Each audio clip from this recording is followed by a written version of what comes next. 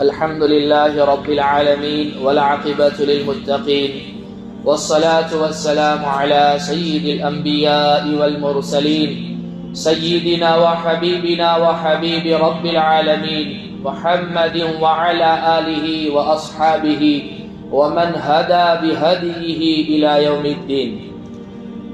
قال الله تبارك وتعالى في كلامه المجيد والفرقان الحميد: أعوذ بالله من الشيطان الرجيم. بسم الله الرحمن الرحيم. وأقيموا الصلاة وآتوا الزكاة وما تقدموا لأنفسكم من خير تجدوه عند الله هو خيرا وأعظم أجرا واستغفروا الله إن الله غفور رحيم.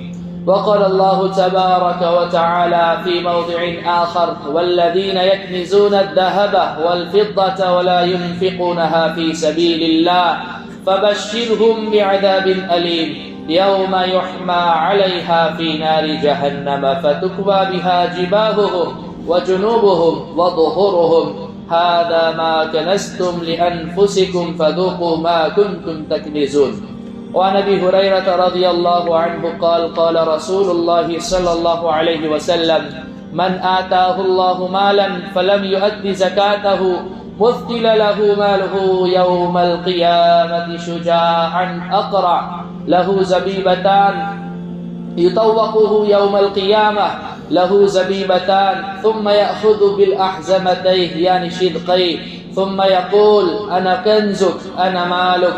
ثم تلا: ولا يحسبن الذين يبخلون بما آتاهم الله من فضله هو خيرا لهم بل هو شر لهم سيطوقون ما بخلوا به يوم القيامة ولله ميراث السماوات والأرض والله بما تعملون خبير، أو كما قال عليه الصلاة والسلام. آمنت بالله صدق الله مولانا العلي العظيم وصدق رسوله النبي الأمي الكريم ونحن على ذلك لمن الشاهدين والشاكرين والحمد لله رب العالمين. درود شریف پڑھ لیں. اللهم صل على محمد وعلى آل محمد كما صليت على إبراهيم وعلى آل إبراهيم إنك حميد مجيد.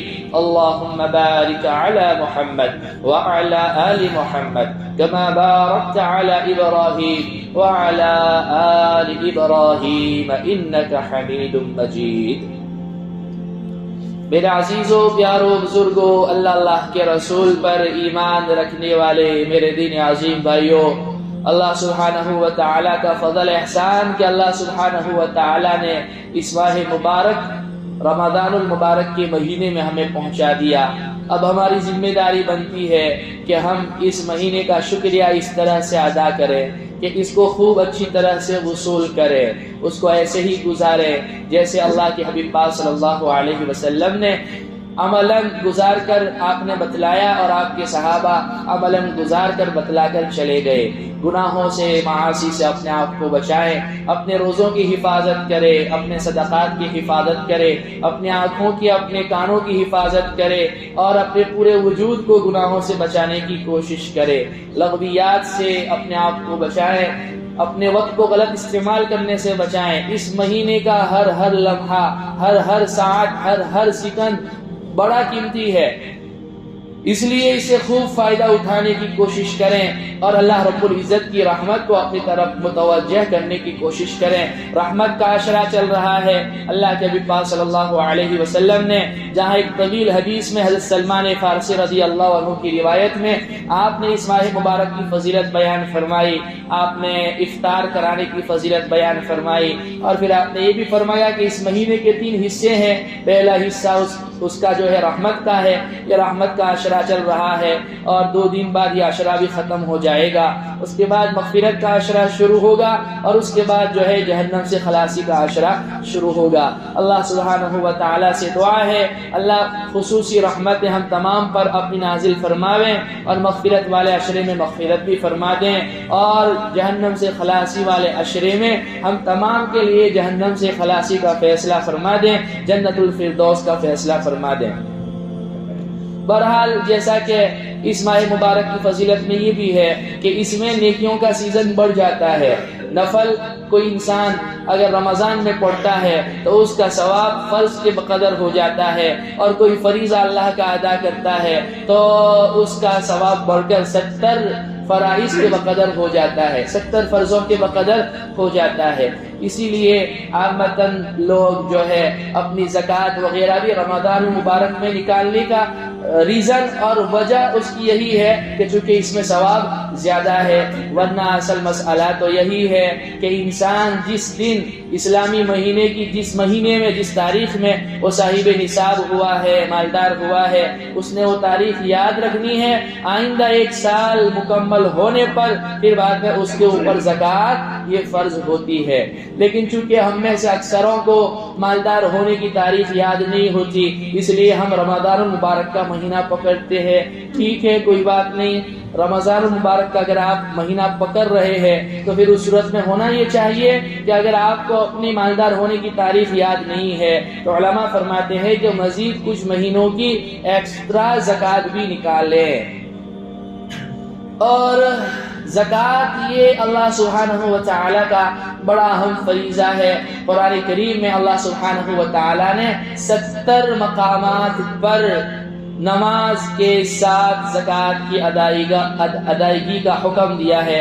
وَأَقِيمُوا الصَّلَاةَ وَآتُوا الزَّكَاةَ، نماز قائم کرو زکوٰۃ دو، نماز قائم کرو زکوٰۃ دو، نماز قائم کرو زکوٰۃ دو۔ اس سے پتہ چلتا ہے کہ فرضیت میں جو درجہ نماز کا ہے وہی درجہ زکوٰۃ کا بھی ہے۔ اور پھر الگ سے کئی مقامات پر اللہ سبحانہ و تعالی نے اس کو جو ہے پھر اور بیان فرمایا ہے۔ اس سے اس کی اہمیت کا آپ اندازہ لگائیں۔ میں نے کل بھی جب زکوٰۃ کے مسائل شروع کیے تھے وہاں پر یہ بات عرض کی تھی کہ دیکھیے اسلام میں کچھ عبادتیں بدنی ہے، یعنی جس کی ادائیگی میں انسان اپنی باڈی یوز کرتا ہے، جیسے نماز ہے، روزہ ہے۔ کچھ عبادتیں اللہ سبحانہ و تعالیٰ نے مالی رکھی ہے، یعنی اس میں انسان کا مال استعمال ہوتا ہے، جیسے زکوٰۃ ہے۔ اور کچھ عبادتیں ایسی ہے جو مرکب من المال والبدن ہے، یعنی اس میں انسان کی باڈی بھی یوز ہوتی ہے، اس کا روپیہ پیسہ بھی یوز ہوتا ہے، جیسے حج کی عبادت انسان کو خود جانا پڑتا ہے اور پیسہ بھی بھرنا پڑتا ہے۔ بہرحال جو ہے زکوٰۃ یہ مالی عبادت ہے۔ اللہ سبحانہ و تعالیٰ نے یہ کرم فرمایا، یہ احسان فرمایا کہ نماز تو ہر ایک کے لیے ہے، روزہ ہر ایک کے لیے ہے، الا یہ کہ کوئی انسان مسافر ہے یا بیمار ہے تو مسئلہ اور ہے، لیکن ایسا نہیں ہے کہ اس کے اوپر جو ہے معاف ہو جاتا ہے روزہ، آئندہ اس کی قضا کرنی ہے۔ لیکن زکوٰۃ اور حج ایسا فریضہ ہے کہ اس نے سب پر فرض نہیں کیا بلکہ مالدار لوگوں کے اوپر فرض کیا ہے۔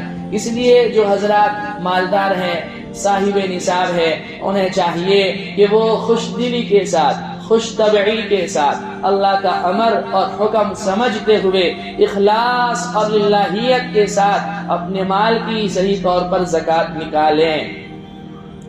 اللہ سبحانہ و تعالیٰ فرماتے ہیں وَأَقِيمُوا الصَّلَاةَ وَآتُوا الزَّكَاةَ، نماز قائم کرو اور زکوٰۃ دو۔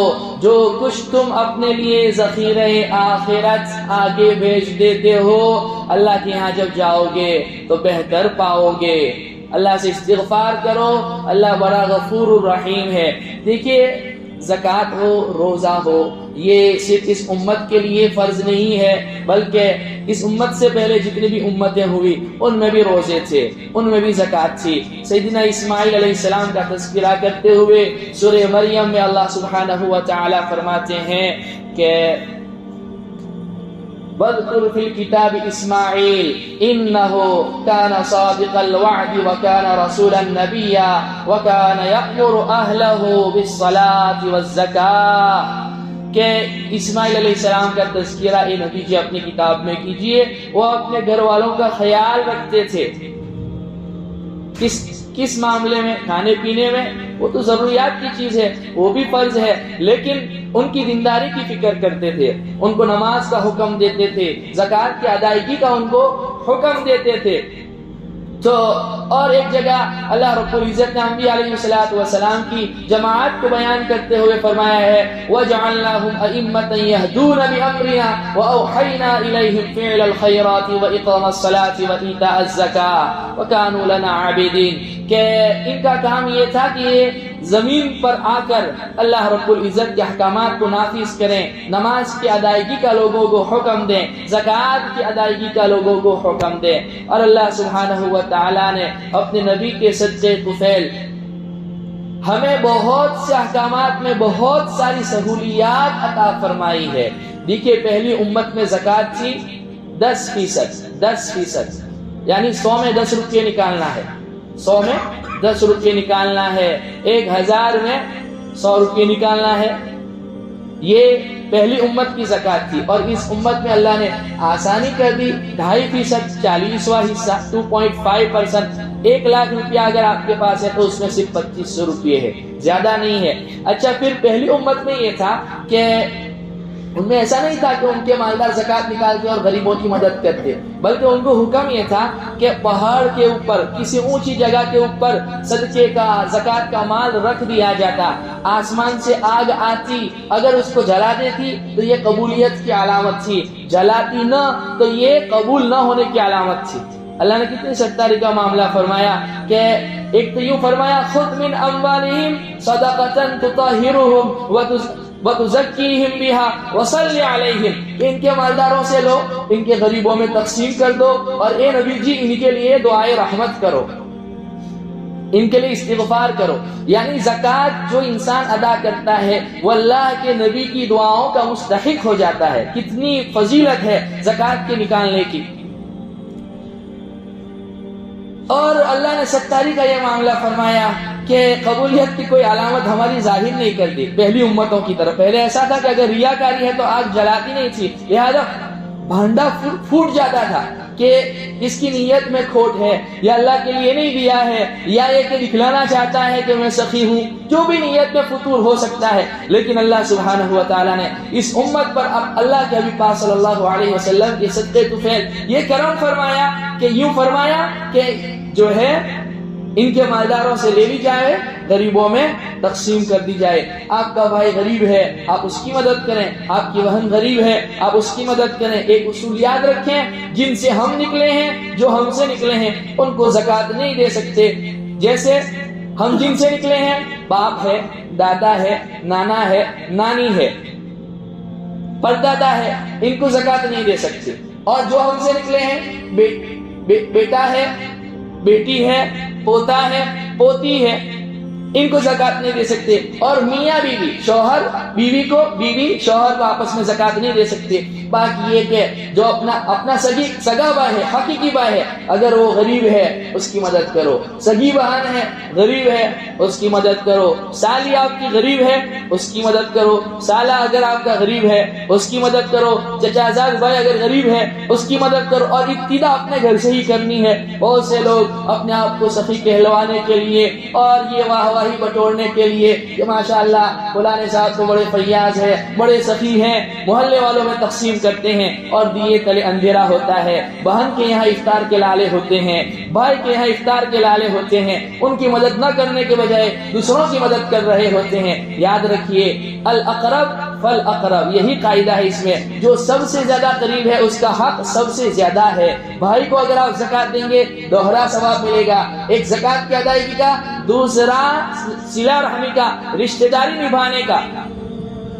تو اس لیے ابتدا اپنے گھروں سے کرنی چاہیے، پھر جو ہے آگے بڑھیں پڑوسیوں، پھر بعد میں محلے والوں، پھر گاؤں والوں، پھر باہر آپ نکلیں جہاں آپ کا جی چاہے، جہاں آپ کو اطمینان ہو، لیکن ابتدا اپنے گھر سے کرنی چاہیے۔ اور ایک بات یاد رکھیے، جب آپ زکوٰۃ نکالیں تو آپ کی نیت درست ہونی چاہیے۔ آپ اس کو بوجھ نہ سمجھیں، اس کو ٹیکس نہ سمجھیں، اس کو تاوان نہ سمجھیں۔ جیسے قارون نے کہا تھا کہ یہ میری اپنی صلاحیت سے میں نے کمایا ہے، قال انما اوتیتہ علی علم عندی، یہ میری اپنی صلاحیت سے میں نے مال کمایا ہے، کیسے اللہ کی راہ میں 10% دے دوں؟ یہ تو میری اپنی صلاحیت سے کمایا ہے۔ یاد رکھیے یہ مال اللہ کا فضل ہے، اللہ جسے چاہتا ہے دیتا ہے۔ کل کو کوئی غریب ہے، آج کو امیر ہے، آج کو کوئی امیر ہے، کل کو کوئی غریب ہے، اس لیے یہ اللہ کی میراث ہے. اللہ جسے چاہتے ہیں دیتے ہیں. جنہیں اللہ نے دیا ہے وہ اللہ کا امر سمجھتے ہوئے, اللہ کا حکم سمجھتے ہوئے, خوش دلی کے ساتھ, خوش طبعی کے ساتھ, ریا اور سمعت نہ ہو, دکھلاوا نہ ہو, اپنے آپ کو سخی ظاہر کرنا نہ ہو, اللہ کا حکم سمجھتے ہوئے چپکے سے کسی کی مدد کر دیں, جو مستحق ہو مستحق تک پہنچائیں, اور ادائیگی کے بعد اللہ کا شکر ادا کریں. اے اللہ, اور دینے والے سے بھی اس طرح سے سلوک نہ کریں جیسے آپ اس کے اوپر کوئی احسان کر رہے ہیں. وَلَا تُبْطِلُوا صَدَقَاتِكُمْ بِالْمَنِّ وَالْأَذَىٰ, اپنے صدقات کو اللہ کی راہ میں خرچ کرنے کے بعد تکلیف دے کر, تانے دے کر اور جتلا کر, بتلا کر ضائع نہ کرو. یاد نہیں تم تو ہماری زکوٰۃ سے پل رہے تھے, ہم تمہیں اپنی زکوٰۃ سے مدد کر رہے تھے, آج ہمارے سامنے آنکھیں زبان لڑا رہے ہو, ہمیں ہی آنکھیں دکھا رہے ہو. یہ جملے ہمارے ہوا کرتے ہیں. بہت سے لوگ چندے والوں کے ساتھ ایسا سلوک کر رہے ہوتے ہیں. مجھے کبھی دیکھ کر حیرت ہوتی ہے, افسوس ہوتا ہے. ایک عالم آدمی وہ رسید بک لے کر اس کے پیچھے گھوم رہا ہے, وہ صاحب کرسی پہ بیٹھے ہوئے ہیں, وہ عالم نیچے بیٹھا ہوا ہے. یہ توہین ہے. اللہ رب العزت اس کی بھی پکڑ کرے گا. یہ سمجھو ایک زمانہ ایسا آئے گا لینے والا کوئی نہیں ملے گا. اس لیے ان سفراء کے ساتھ ادب اور احترام کا سلوک کریں.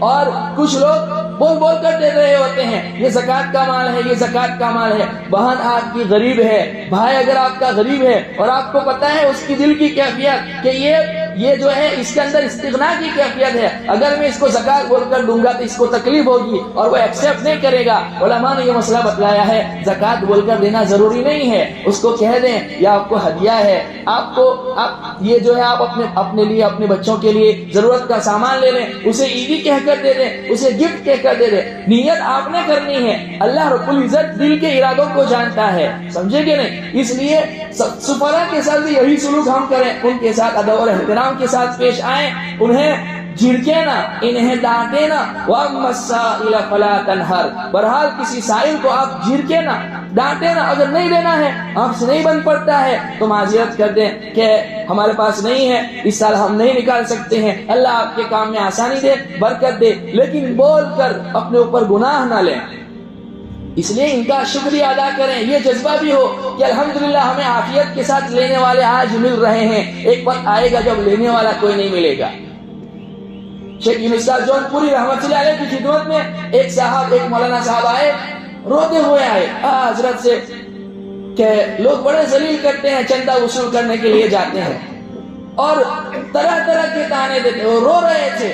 شیخ یونس صاحب جون پوری رحمت اللہ علیہ نے کہا, بیٹا رو مت, انہوں نے تجھے تانے نہیں دیے, انہوں نے اللہ کو تانے دیے ہیں. یہ مدارس دین کی حفاظت کے قلعے ہیں, ان کی حفاظت, ان کی نشر و اشاعت یہ ضروری ہے. ہمارے اکابرین نے اسی وقت فیصلہ کر لیا تھا کہ ہم جو ہے حکومت کے پیسوں سے, حکومت کے چندوں سے اپنی مساجد کو نہیں چلائیں گے, اپنے مدارس کو آباد نہیں کریں گے, بلکہ ہم اپنی زکاتوں کے ذریعے اپنے مساجد, اپنے مدارس کو آباد کریں گے, اور اپنی للہ رکومات کے ذریعے ہم اپنی مسجدوں کو آباد کریں گے. الحمدللہ تو یہ سلسلہ چل رہا ہے, انشاءاللہ تعالی قیامت تک یہ سلسلہ چلتا رہے گا. اس لیے اللہ کا عمل سمجھتے ہوئے خوش دلی کے ساتھ, خوش طبعی کے ساتھ ہم زکوٰۃ کو نکالیں. اور اگر کوئی شخص مالدار ہے اس کے باوجود وہ زکوٰۃ نہیں نکالتا, اللہ فرماتے ہیں والذین یکنزون الذهب والفضة ولا ينفقونها في سبيل اللہ, جو لوگ سونا اور چاندی کا ذخیرہ کرتے ہیں, بینک بیلنس کرتے ہیں اور زکوٰۃ نہیں نکالتے. اے نبی جی, یہ کون نبی ہے؟ میرے اور آپ کے نبی ہیں, ان سے خطاب ہو رہا ہے فبشرهم بعذاب علیم. یہ آپ کی امت کو, اس امت کو, آپ کی ان امت کو جو زکوٰۃ نہیں نکالتی, دردناک عذاب کی بشارت دے دیجئے. یوم یحمى علیہا فی نار جہنم فتکوی بها جباہهم وجنوبهم وظہورهم هذا ما کنزتم لانفسکم فذوقوا ما کنتم تکنزون. وہی سونا, وہی چاندی, وہی بینک بیلنس اور وہی زمین جائیداد جاگیر جس کی زکوٰۃ نہ نکالی گئی, کل قیامت کے دن جہنم میں اللہ رب العزت اس کو تپائیں گے, اس کی تباہی بنائیں گے, اور جو ہے اس سے داغا جائے گا. بالخصوص 3 حصے اللہ نے بیان کیے, پیشانی, کلہیں اور پشتیں، یہ تینوں داغی جائے گی۔ کیوں؟ اس لیے کہ چندہ مانگنے والا جب آتا ہے تو پہلے جو ہے نا پیشانی کے اوپر بل پڑتا ہے، آ گئے بہت جلدی آ گئے، ہے نا، اور بل پڑتے ہیں، اور پھر بعد میں جو ہے دینا نہیں ہوتا ہے تو دائیں بائیں راستہ تلاش کرتا ہے ادھر ادھر، اور پھر بھی نہیں دینا ہے تو پشت دکھا کر بھاگتا ہے۔ اس لیے فرمایا فَتُكْوَى بِهَا جِبَاهُهُمْ وَجُنُوبُهُمْ وَظُهُورُهُمْ، اور کہا جائے گا هَذَا مَا كَنَزْتُمْ لِأَنفُسِكُمْ فَذُوقُوا مَا كُنْتُمْ تَكْنِزُونَ، یہ ہے تیرا وہ خزانہ جس کی تو نے زکوٰۃ نہ نکالی، آج چکھ اس کا مزہ۔ سیدنا ابو ہریرہ رضی اللہ عنہ راوی ہیں، فرماتے ہیں اللہ کے نبی پاک صلی اللہ علیہ وسلم نے ارشاد فرمایا بناتا اللہ مالا فلم یؤتی زکاتہ، جس کو اللہ نے مال دیا اس کی زکوٰۃ نہ نکالی، مثل لہ مالہ یوم القیامۃ شجاعا اقرا، اس کے مال کو کل قیامت کے دن گنجے ناک کی شکل دے دی جائے گی، یطوقہ یوم القیامہ، اور گلے کا طوق بنا کر گلے میں ڈال دیا جائے گا، لہو زبیبتان، اس کے زہر کے اثر کی وجہ سے اس کے سر پر بال نہیں ہوں گے، وہ سانپ، وہ اژدہا، وہ ناک گنجا ہوگا اس کے زہریلے پن کی وجہ سے، لہو زبیبتان، دو سیاہ نقطے اس کے اوپر ہوں گے، اور وہ انسان کو ڈسے گا، اس کو کاٹے گا اور کہے گا ثم یقول انا کنزک انا مالک، میں تیرا خزانہ ہوں، میں تیرا وہ مال ہوں جس کی تو نے زکوٰۃ نہ دی۔ ثم تلا ولا يحسبن الذين يبخلون بما آتاهم الله من فضله هو خيرا لهم بل هو شر لهم سيطوقون ما بخلوا به يوم القيامة ولله ميراث السماوات والأرض والله بما تعملون خبير۔ اللہ کے نبی پاک صلی اللہ علیہ وسلم نے سورہ آل عمران کی آیت تلاوت فرمائی کہ وہ لوگ ہرگز یہ خیال نہ کریں جنہیں اللہ نے مال دیا ہے اور وہ اللہ کی راہ میں موت سے پہلے خرچ کر دیں، یہ ان کے لیے بہتر ہے، اور وہ اس میں بخل نہ کریں، یہ ان کے لیے بہتر ہے، اور اگر بخل کریں گے تو یہ ان کے لیے برا ہے۔ یہ مال، یہ روپیہ پیسہ آج کسی کے پاس ہے، کل کسی اور کے پاس ہے، یہ اللہ کی میراث ہے، اللہ جسے چاہتے ہیں اسے عطا فرماتے ہیں۔ اس لیے ایسے وقت کے آنے سے پہلے جب انسان یوں کہے گا کہ کاش میں جو ہے اپنا پورا مال اللہ کی راہ میں خرچ کر دیتا، لیکن اس وقت کا صدقہ معتبر نہیں ہے۔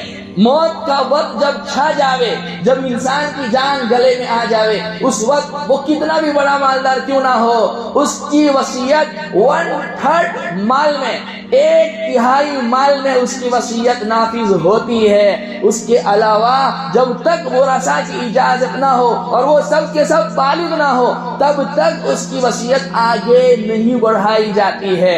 اس لیے ایسے وقت کے آنے سے پہلے یہی وجہ ہے اللہ کے نبی پاک صلی اللہ علیہ وسلم سے پوچھا گیا ای الصدقۃ افضل، کون سا صدقہ افضل ہے؟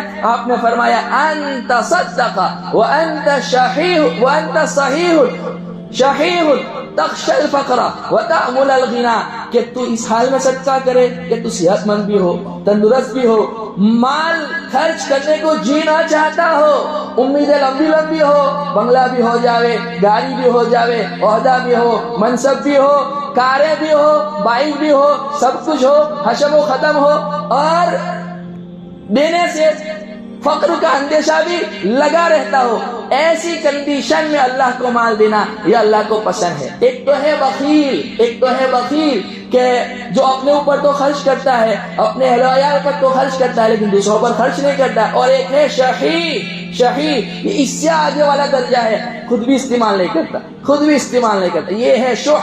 وَمَن يُوقَ شُحَّ نَفْسِهِ فَأُولَٰئِكَ هُمُ الْمُفْلِحُونَ، جو شح سے بچا لیا گیا وہی کامیاب لوگ ہیں۔ کچھ لوگ ہوتے ہیں نا، ان کے پاس روپیہ پیسہ خوب ہوتا ہے لیکن ان کے جوتے دیکھو تو ترس آتا ہے، ان کے چپل دیکھو تو ترس آتا ہے، ان کی ٹوپی دیکھو تو ترس آتا ہے، ان کی وضاحت دیکھو تو ترس آتا ہے۔ ایک صحابی اللہ کے نبی پاک صلی اللہ علیہ وسلم کی خدمت میں آ گئے، ایک روایت یاد آ گئی، اللہ کے نبی پاک صلی اللہ علیہ وسلم نے جب ان کی کیفیت کو دیکھا تو آپ نے ان سے پوچھا کیا تم فلاں بن فلاں نہیں ہو؟ کیا تمہارے پاس اتنا مال نہیں ہے؟ کیا تمہارے پاس اتنے مویشی نہیں ہے؟ کیا تمہارے پاس اتنی زمین جائیداد نہیں ہے؟ کیا تمہارے پاس اتنا بینک بیلنس نہیں ہے؟ کہا یا رسول اللہ میں وہی ہوں، میرے پاس ہر طرح کا مال ہے۔ تو آپ نے فرمایا پھر اللہ نے دی ہوئی نعمت اس کا اظہار بھی تو کرو، یہ کیا حلیہ بنا رکھا ہے؟ اس لیے خرچ کرو. خرچ کرنے والے کے متعلق شیخ سعدی فرماتے ہیں میں نے زندگی پر 2 آدمی تلاش کیے مجھے نہ ملے. ایک وہ شخص جس نے ظلم کیا ہو, اللہ کی پکڑ سے بچ کے نکل گیا ہو نہیں سکتا. دوسرا وہ شخص جو اللہ کی راہ میں اللہ کی رضا کی خاطر خرچ کرے, وہ غریب ہو جاوے, ایسا ہو نہیں سکتا. اللہ فرماتے ہیں یمحق اللہ الربا ویربی الصدقات, اللہ سود کو مٹاتا ہے, صدقات کو بڑھاتا ہے. ایف ڈی کی ہوئی ہے 5 لاکھ روپے کی بینک میں, ایف ڈی کرنا پہلے تو جائز نہیں ہے, چلو کروا لی تم نے, اس پر 50,000 روپے آپ کو مل گئے سال کی اینڈنگ میں.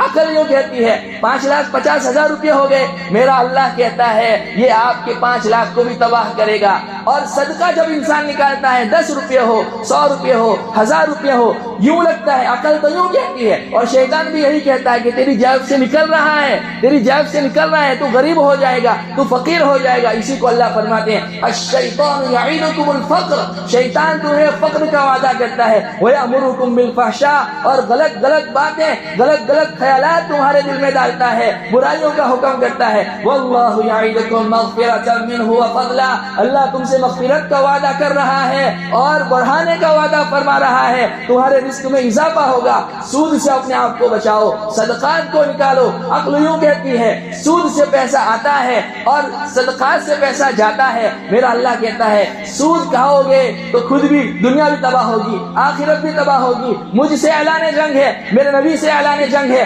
صدقات نکالو گے, میری بینک میں جمع کرو گے, اور میری بینک میں جو آپ کو ملے گا وہ سود نہیں ہے, وہ نیکیوں کی شکل میں اللہ بڑھاتا چلا جائے گا, بڑھاتا چلا جائے گا, بڑھاتا چلا جائے گا. یہی وجہ ہے روایت میں ہے ایک شخص ایک کھجور صدقہ کرتا ہے, ایک کھجور کی گٹلی صدقہ کرتا ہے اللہ کی رضا کی خاطر, اللہ اس کو بڑھاتے رہتے ہیں, بڑھاتے رہتے ہیں, بڑھاتے رہتے ہیں. کل قیامت کے دن جب احد پہاڑ کے بقدر اس کا ثواب دیا جائے گا, وہ کہے گا میں نے تو ایک کھجور کی گٹلی صدقہ کی تھی اللہ. تو اللہ تعالیٰ کہیں گے تیری اس نیت کو ہم نے دیکھا تھا, تم نے ہماری رضا کی خاطر خرچ کیا, ہم اس کی سیرابی کرتے گئے, اس کو پانی دیتے گئے, بڑھاتے گئے, بڑھاتے گئے, بڑھاتے گئے, بڑھاتے گئے, یہاں تک کہ آج اس کیفیت میں تجھے بطور ثواب کے مل رہا ہے.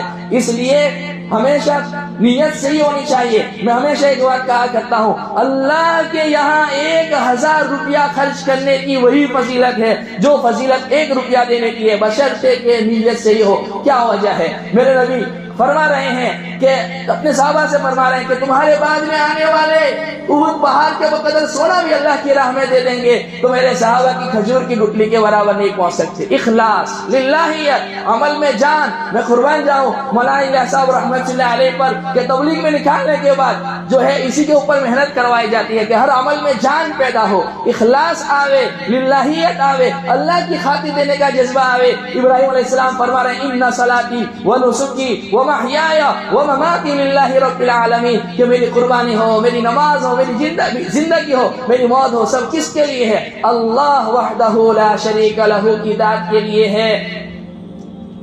وہ کسی نے کہا نا کہ میری زندگی کا مقصد تیرے دن کی سرفرازی, میں اسی لیے مجاہد, میں اسی لیے نمازی. ہمارا ہر عمل اللہ سبحانہ و تعالیٰ کی رضا کے لیے ہو. لہذا جنہیں اللہ سبحانہ و تعالیٰ نے مال دیا ہے, اور آج کی ڈیٹ کے اعتبار سے کسی شخص کے پاس 46,500 روپئے, چاہے سونے کی شکل میں ہو, چاہے چاندی کی شکل میں ہو, چاہے روپیوں کی شکل میں ہو, جس شکل میں بھی اس کے پاس موجود ہے, ملکیت خود کی ہے, یعنی کسی اور کی ملکیت نہیں, اس کی خود کی, خود وہ مالک ہے, اور قرض وغیرہ سے خالی ہے, ضرورت اصلیہ سے زائد ہے, اور اس کے اوپر سال گزر گیا ہے, اور وہ مال ایسا ہے جو خلقتاً بڑھنے والا ہے یا فعلی اعتبار سے بڑھنے والا ہے, اور سال گزرا ہے, ایسے شخص کے اوپر زکوٰۃ فرض ہے. پھر وہ 2.5% کے حساب سے زکوٰۃ نکال دے. میرا عزیزو, زکوٰۃ اللہ سبحانہ و تعالیٰ کا حکم ہے. خوش دلی کے ساتھ, خوش طبعی کے ساتھ, اللہ کو راضی کرنے کی نیت کے ساتھ زکوٰۃ نکالو. جو زکوٰۃ نکالتا ہے برابر نکالتا ہے. ماں ترجیح سے فرماتے ہیں کہ نہ وہ سخی ہے نہ بخیل ہے. لیکن اگر زکات کے ساتھ مزید کچھ ایکسٹرا اللہ کی راہ میں دے دیتا ہے تو وہ سخیوں کی فہرست میں آ جاتا ہے. اور میرے نبی فرماتے ہیں السخی قریب من اللہ قریب من الجنہ بعید من النار. سخی جنت سے قریب، اللہ سے قریب، جہنم سے دور. والبخیل بعید من اللہ بعید من الجنہ قریب من النار. بخیل اللہ سے بھی دور، جنت سے بھی دور اور جہنم سے بالکل قریب. اور ایک روایت میں آپ نے فرمایا بخیل جنت الفردوس میں نہیں جا سکتا. اعلیٰ کوالٹی والی جنت، اللہ نے جنت یہ 8 بنائی، اعلیٰ کوالٹی والی جنت جو اللہ کے عرش کے نیچے سے بہ رہی ہے وہ ہے جنت الفردوس. اس کو مانگنے کا ہمیں حکم ہے. اللہم انی اسألک جنت الفردوس وما قرب الیہا من قول او عمل. اے اللہ جنت الفردوس کا سوال کرتا ہوں، ایسے اعمال کا سوال کرتا ہوں جو اس سے قریب کر دے، جو وہ مل جانے کا ذریعہ بن جاوے. اس لیے یہ دعا بھی اللہ رب العزت سے افطار کے وقت سحر کے وقت کرنی چاہیے. جہنم سے پناہ مانگنے کا بھی ہمیں حکم ہے. بہرحال جو ہے بخیل آدمی جو ہے جنت الفردوس میں جو ہے نہیں جا سکتا. عبید اللہ ابن عباس رضی اللہ عنہما سے کسی نے سوال کیا آپ نے آپ سے بھی بڑا کوئی سخی دیکھا ہے؟ آپ نے آپ سے بھی بڑا کوئی سخی دیکھا ہے؟ کہاں؟ بڑے سخی تھے. عبید اللہ ابن عباس بڑے سخی تھے، ان کی فیاضی مشہور تھی. اور کہتے ہیں کہ ہاں ایک مرتبہ یوں ہوا جنگل کا سفر تھا اور جو ہے جائے پناہ کوئی نہیں تھی، بارش ہو رہی تھی. ایک بدو کے مہمان بنے اور دروازہ کھٹکھٹایا، اندر سے آواز آئی آ جائیں. کہا مہمان نوازی کرو گے؟ کہا ہاں ہماری مہمان نوازی مشہور ہے، کیوں نہیں کریں گے، کیوں نہیں کریں. ہمارے یہاں تو دروازے بند کر دیتے ہیں پڑوسی آئے تو. ہاں یہ آٹا مانگنے کے لیے آ گیا، یہ تیل مانگنے کے لیے آ گیا، یہ چاول مانگنے کے لیے آ گیا. ہماری اتنی اچھی پہچان ہے کہ نوک سے پہچان لیتے ہیں کہ یہ تیل مانگنے آیا ہے یا آٹا مانگنے کے لیے آیا ہے یا چاول مانگنے کے لیے آیا ہے. تو کہتے ہیں کہ ہم جب مہمان بنے، ہم 2-3 لوگ تھے، اس نے ہم 2-3 لوگوں کے لیے پہلی رات کو ایک اونٹ ذبح کر دیا، پورا اونٹ ذبح کر دیا. دوسرے دن پورا اونٹ ذبح کر دیا. ہم نے اس سے کہا وہی کل والا گوشت جو ہے آج کھلا دیتے، کل والا گوشت آج کھلا دیتے. کہا یہ ہماری شان کے خلاف ہے کہ ہم اپنے مہمانوں کو باسی کھانا نہیں کھلاتے. اور ہمارے یہاں بقرعید میں بکرے فروزن کر دیے جاتے ہیں اور ثواب سمجھتے ہیں کہ اس کو محرم تک تو کم سے کم چلانا ہے. عاشورہ کا حلیم بقرعید کے گوشت سے کھانا پسند کرتے ہیں، ربیع الاول تک چلاتے ہیں. کئی لوگ ایسے بھی ہیں سال بھر تک چلاتے ہیں، باقاعدہ بڑے بڑے فروزن خریدتے ہیں. تو کہتے ہیں کہ 7 دن تک اس نے ہماری مہمان نوازی کی. 7 دن اس نے ایک نیا اونٹ ذبح کیا. حاتم طائی کا نام سنا ہے، بڑا فیاض اور سخی گزرا ہے. سخاوت میں اس کی مثالیں دی جاتی ہے. میں کہتا ہوں میرے نبی سے بڑا تو کوئی سخی آیا ہی نہیں، لیکن اللہ نے اسے بھی بڑی سخاوت دی تھی. اس سے بھی کسی نے پوچھا آپ نے آپ سے بڑا کوئی سخی دیکھا ہے؟ کہا کہ ہاں ایک مرتبہ ایک بدو کے مہمان بنے، جب کھانے کے لیے بیٹھے تو ہم میں سے کسی نے آواز نکال دی کہ بکرے کی سیری بہت اچھی ہے، سیری کسی نے بہت اچھی بنائی ہے. سیری سمجھتے ہیں نا، سر کا حصہ، منڈی پایا جو ہم کہتے ہیں، منڈی بہت اچھی ہے. تو وہ گیا اور سیریاں لاتا گیا. ہم نے کھانے کے بعد کاؤنٹ کی 100 بکرے وہ اپنے ذبح کر چکا تھا، جبکہ یہی پورے 100 بکرے اس کی ملکیت. بعد میں انہوں نے 100 اونٹ دے دیے. لیکن حاتم طائی کہتے ہیں کہ مرچی تو اللہ نے بہت دیا ہے، میں اس میں سے 100 اونٹ دے دوں تو یہ کوئی بڑی سخاوت نہیں ہے. لیکن اس کی تو کل کائنات ہی 100 بکریاں تھیں، 100 بکرے تھے. اس نے 100 کے 100 ان کو کھلانے کے لیے ذبح کر دیا. عربوں کی مہمان نوازی بڑی مشہور ہے، جو لوگ وہاں گئے انہیں پتہ ہے. میں ابھی شیخ علی صاحب لوہابی دعوت برکاتہ علیہ کا بیان سن رہا تھا، کہہ رہے تھے کہ ایک سال رمضان وہاں پر اتفاق ہوا تو جب ہم جو ہے مسجد حرام سے باہر نکل رہے تھے تو ایک عرب اپنے ساتھ 2 خادموں کو لے کر آیا ہوا تھا اور جانے والے ہر شخص کو 10 ریال تقسیم کر رہا تھا. اور کہہ رہے تھے کہ کسی کو منع نہیں کرتا، سب کو دے رہا تھا. ایسی فیاضی، ایسی سخاوت. اللہ کے پاک صلی اللہ علیہ وسلم کے متعلق آتا ہے کہ آپ کی سخاوت رمضان میں بڑھ جاتی تھی. تیز آندھی کی طرح اندھا دھن اللہ کے نبی صلی اللہ علیہ وسلم خرچ کرتے تھے. اس لیے خرچ کرو خرچ کرو خرچ کرو. اللہ کو خرچ کرنے والے بڑے پسند ہیں. ایک شخص ہے عبادت گزار ہے, ساری عبادتیں کرتا ہے, لیکن اس کے پاس سخاوت نہیں ہے, دل تنگ ہے, پیسہ خرچ کرنے کو جی نہیں چاہتا ہے. دوسری طرف ایک بندہ ہے جو فاسق و فاجر ہے لیکن خوب اللہ کی راہ میں خرچ کرتا ہے. اللہ سبحانہ و تعالی فرماتے ہیں عبادت گزار بخیل کے مقابلے میں گنہگار سخی مجھے پسندیدہ ہے. اس لیے کہ سخاوت اللہ کی صفت. اس لیے زکات بھی نکالیں, صدقات بھی نکالیں, اور جو ہے دوسرے عطیات سے ہم اپنی مساجد کی بھی مدد کریں. مسجدوں جیسے میں نے کہا مسجد اللہ کے گھر ہیں اور اس کی حفاظت ہماری ذمہ داری ہے, اس کے انتظامی امور ہے, اور وہ سارے جو ہے ہم آپس کے تعاون سے ہی کر سکتے ہیں. اس لیے مسجدوں کا بھی دل کھول کر مدد کریں. جو اللہ کی راہ میں ایک دیتا ہے اللہ جو ہے نا 10 دیتا ہے, بڑھاتا چلا جاتا ہے 70 گنا 700 گنا. واللہ یضاعف لمن یشاء. اس آیت نے تو حد کر دی. اللہ جتنا بڑھا چڑھا کر دے سکتا ہے دے گا. اللہ کتنا دے سکتا ہے ہم تصور میں نہیں لا سکتے. اس لیے سخی بنے, بخیل نہ بنے.